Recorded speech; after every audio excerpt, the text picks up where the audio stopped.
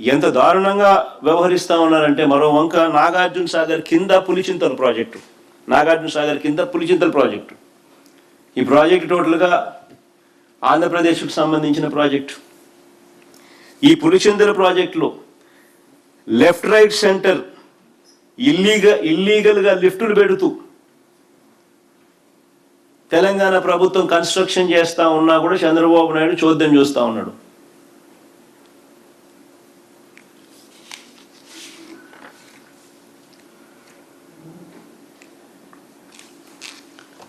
తెలంగాణలో చింతలపాలెం మండలం పాత వెలటూరు వద్ద పులిచింతల ప్రాజెక్టు బ్యాక్ వాటర్ నుంచి 8 టీఎంసీలు తరలించడానికి 1450 కోట్లతో చేపట్టిన మహాత్మా గాంధీ ఎత్తిపోతల పథకం పంప్ హౌస్ నిర్మాణం వేగంగా జరుగుతూ ఉంది. It's an illegal project.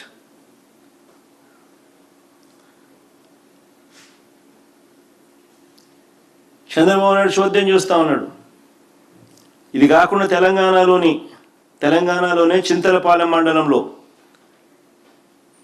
Buggamadaram వద్ద పులిచింతల ప్రాజెక్టు దిగువన కృష్ణానది నుంచి మరో 2.5 టీఎంసీలు తరలించడానికి 394 కోట్లతో చేపట్టిన రాజీవ్ ఎత్తిపోతల పథకం పనులు కూడా వేగంగా జరుగుతూ ఉన్నాయి.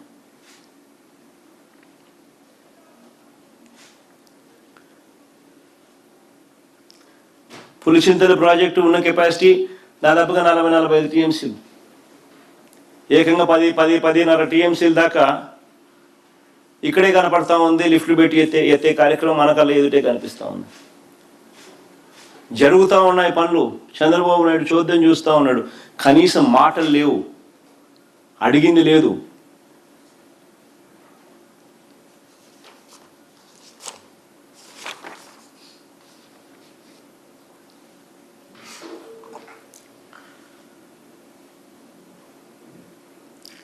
ఇది ఇరిగేషన్కి సంబంధించి ఇంత దారుణమైన పరిస్థితిలో రాష్ట్రాన్ని చంద్రబాబు నాయుడు గారు నడుపుతూ ఉన్నారు అనేది ఒక ఆస్పెక్ట్ అయితే, ఇక ఇంత విపత్కర పరిస్థితులు కరువు వల్ల ఉన్నా కూడా చంద్రబాబు నాయుడు గారు రైతులను, రైతు కూలీలను, ప్రజలను ఆదుకుంటున్నాడా? అది లేదు. రైతులకు ఆర్థిక రక్షణగా ఉండే వైఎస్ఆర్ ఉచిత పంటల బీమాను రద్దు చేసి రైతులకు తీవ్రమైన అన్యాయం చేశాడు. ఇప్పుడు రైతులే ప్రీమియం భారాన్ని కట్టుకోవాల్సిన పరిస్థితి వచ్చింది.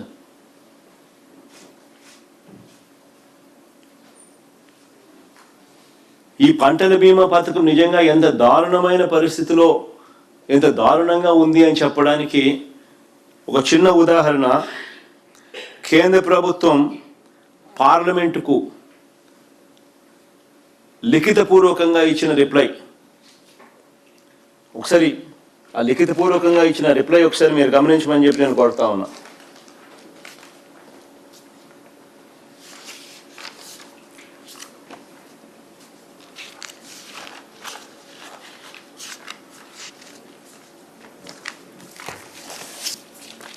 రెండు 2022-23 ఖరీఫ్ సీజన్లో 2022-23 ఖరీఫ్ సీజన్లో అంటే మా ప్రభుత్వ హయాంలో 2022-23 ఖరీఫ్ సీజన్లో 1,18,00,000 దరఖాస్తులు ఉచిత పంటల బీమాకు వర్తిస్తే 1,18,00,000 ఆంధ్రప్రదేశ్లో 1,18,00,000 దరఖాస్తులు ఉచిత పంటల బీమా వర్తిస్తే 2022-23 ఖరీఫ్ సీజన్లో, ఈ 2026-27 ఖరీఫ్లో కేవలం 40 లక్షల దరఖాస్తులు మాత్రమే పంటల బీమా కిందికి వచ్చాయి. ఇది parliament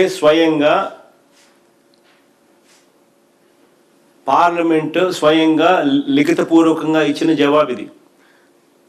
state wise and year wise details of number of farmer applications enrolled, area insured and claims paid by the implementing insurance companies for Kharif and Rabi crops from 2018-19 to 2022-23 under PM FBY. As on 30/11/2023, Government of India replied to Parliament question on PM FBY dated 8/12/2023. Parliament ki ichina reply. మరి నేను అడుగుతా ఉన్నా, 1,18,00,000 వాళ్ళు చెప్తా ఉన్నా total farmer applications enrolled ఎక్కడ? ఇప్పుడు చంద్రబాబు నాయుడు గారు 2026-27లో కేవలం 40 లక్షలు మాత్రం, అది కూడా ఇన్సూరెన్స్ ప్రీమియం రైతులే కట్టుకుంటే తప్ప. పరిస్థితి ఎక్కడ అంటే 30-35% కూడా ఇన్సూరెన్స్ కవర్లోకి రావడం లేదని చెప్పి తెల్లంగా కనిపిస్తా ఉన్న రికార్డ్స్ ఇవన్నీ.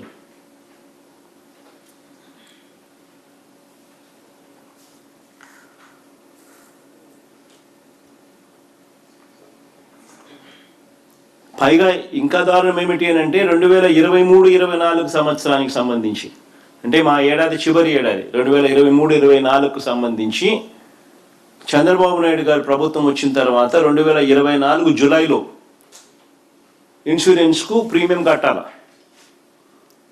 గవర్నమెంట్ తరఫున. That is how it always goes. 23-24 సంబంధించి 24 జూలైలో 23 ఖరీఫ్కు సంబంధించిన ప్రీమియం కట్టాలి. స్టేట్ గవర్నమెంట్ కడితే సెంట్రల్ గవర్నమెంట్ వాళ్ళ కాంట్రిబ్యూషన్ ఇచ్చి రైతుల తరఫున అండ్ రాష్ట్ర ప్రభుత్వం తరఫున రెండు ప్రీమియమ్స్ స్టేట్ గవర్నమెంట్ కడితే కేంద్ర ప్రభుత్వం వాళ్ళు ఇవ్వాల్సిన 1/3 పోర్షన్ వాళ్ళు ఇచ్చి ఇన్సూరెన్స్ కంపెనీలు రైతులకు ఇన్సూరెన్స్ ఇస్తాయి. చంద్రబాబు నాయుడు గారు ప్రభుత్వం వచ్చిన తర్వాత జూలైలో కట్టాల్సింది కట్టకపోవడం వల్ల ఏకంగా రైతులకు 3,000 కోట్ల రూపాయలు నష్టం జరిగింది. ఈయన 1,800 కోట్లు 1,100 కోట్లు ఈయన కట్టుంటే రైతులకు 3,000 కోట్లు వచ్చిండు.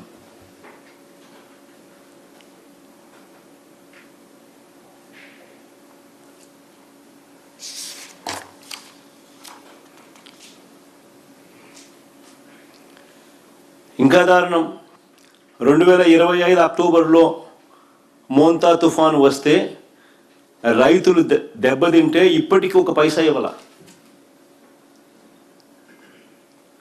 2025 అక్టోబర్లో మోంతా తుఫాను వస్తే రైతులకి ఇంతవరకు ఒక పైసా ఇవ్వాల.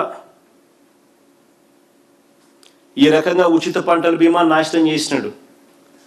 సీజన్ ముగిసేలోగానే ఇచ్చే ఇన్పుట్ సబ్సిడీని ఇవ్వకుండా అది ఆ పథకాన్ని నాశనం చేశాడు. ఈ క్రాప్ను నాశనం చేశాడు. రైతు భరోసా కేంద్రాలను నాశనం చేశాడు.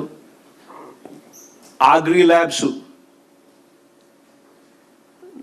నిర్వీర్యం చేశాడు. ఈరోజు రాష్ట్రంలో ఏ పంటకు కూడా గిట్టుబాటు ధర లేని పరిస్థితి ఈరోజు తీసుకొచ్చినాడు చంద్రబాబు నాయుడు గారు గవర్నమెంట్లో.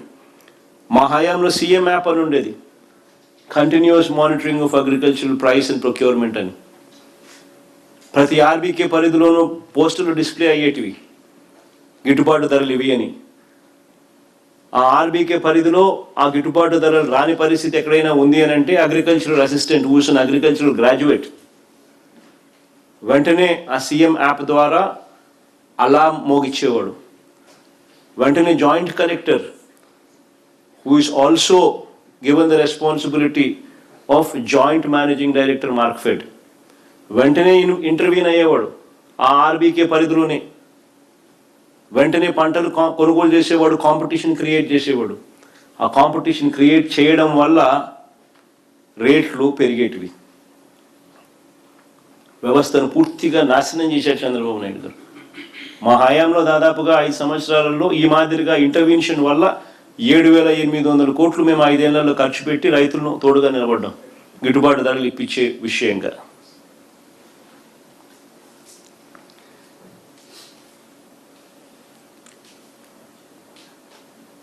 చివరికి రైతులకు 0 వడ్డీ పథకాన్ని కూడా చంద్రబాబు నాయుడు గారు రద్దు చేసినారు.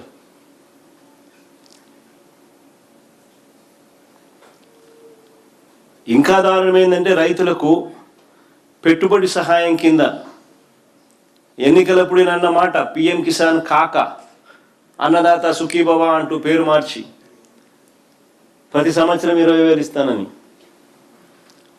ఈ 3 ఏళ్లకు 60,000 ఇవ్వాలా, ఇచ్చింది కేవలం 19,000, 41,000 ఎగ్గొట్టాడు.